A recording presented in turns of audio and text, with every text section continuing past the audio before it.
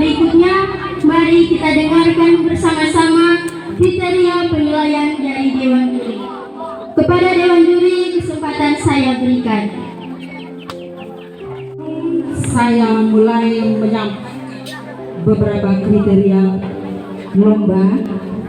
Yesus menyatakan kepada murid-muridnya bahwa Ia akan pergi ke Yerusalem dan akan menanggung banyak penderitaan dari pihak-pihak tua, para imam kepala, dan para ahli-ahli Taurat. Kemudian Ia akan dibunuh dan dibangkitkan lagi pada hari yang ketiga. Lalu Yesus berkata kepada para muridnya, "Barang siapa ingin mengikuti Aku, ia harus menyangkal dirinya dan memikul salibnya, lalu mengikuti Aku. Sebab barang siapa ingin menyelamatkan nyawanya, ia akan kehilangan nyawanya." Yang menganggur di luar sana sepanjang hari. Lalu ia berkata kepada mereka, "Mengapa kamu masih menganggur di sini sepanjang hari?" Jawab mereka kepada Tuhan itu, "Karena tidak ada orang yang mau mengupahi kami." Lalu jawab Tuhan itu kepada mereka, "Pergi jugalah kamu ke kebun anggurku." Ketika tiba malam hari, Tuhan itu memanggil mandornya dan berkata, "Panggillah para pekerja-pekerja itu dan bayarkan upah mereka, mulai dari yang terakhir hingga yang terdahulu." Maka datanglah para pekerja-pekerja itu mulai dari yang terakhir, yang kira-kira datang pukul 5 petang, dan masing-masing mereka menerima 1 dinar. Perumpamaan tentang pengampunan.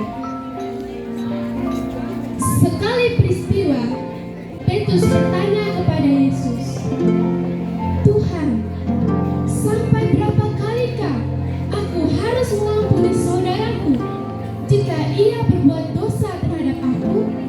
Sampai 7 kali?" Yesus menjawab, Bukan sampai 7 kali, melainkan sampai 70 kali 7 kali. Mendengar jawaban Yesus, Petrus tampak kebingungan.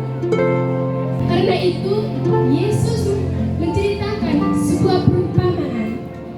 Seorang raja mengadakan perhitungan dengan hamba-hambanya. Kepadanya diharapkan seorang hamba yang berhutang 10.000 talenta. 10.000 talenta sama dengan 60 juta dinar. Dan 1 dinar adalah upah kerja 1 hari pada waktu itu. Utang 60 juta dinar sangat besar jumlahnya dan sulit untuk dibayar. Hamba yang berhutang 10.000 talenta itu tentu akan sangat sulit membayar utangnya. Karena itu, raja memerintahkan agar hamba yang berhutang 10.000 talenta itu dijual beserta anak dan istrinya dan seluruh hartanya untuk membayar utangnya. Maka bersujudlah hamba itu, katanya, "Tuhanku Raja, sabarlah dahulu, segala hutangku itu pasti akan lunas." Mendengar perkataan hamba itu, raja merasa kasihan kepadanya. Kemudian raja akhirnya membebaskan hamba itu dan menghapus seluruh hutangnya. Maka segera pergilah hamba itu dari hadapan raja. Ketika ia keluar, ia bertemu dengan kawannya yang berhutang padanya. Maka hamba itu mencekik kawannya dan berkata, "Bayar hutangmu." Bersujudlah kawannya itu, katanya, "Sabarlah dahulu, segala hutangku itu pasti akan lunasi." Tetapi kawannya dan memasukkan kawannya itu ke dalam penjara. Kawan-kawan yang lain melihat sikap hamba itu merasa sangat sedih. Mereka pun akhirnya memberitahukan kepada raja atas sikap hamba itu. Mendengar perkataan tersebut, raja pun merasa sangat marah, berkata kepadanya, "Wahai hamba yang jahat, bukankah seluruh utangmu yang besar itu telah aku hapuskan karena engkau memohonnya kepadaku? Bukankah engkau harus mengasihani kawanmu seperti aku telah mengasihani kamu?"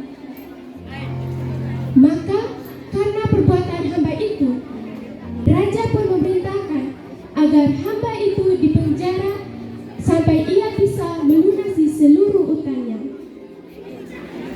Setelah menceritakan perumpamaan tersebut, Yesus berkata kepada Petrus, "Bapakku yang di surga juga akan berbuat demikian jika kamu tidak mengampuni sesamamu dengan segenap hati."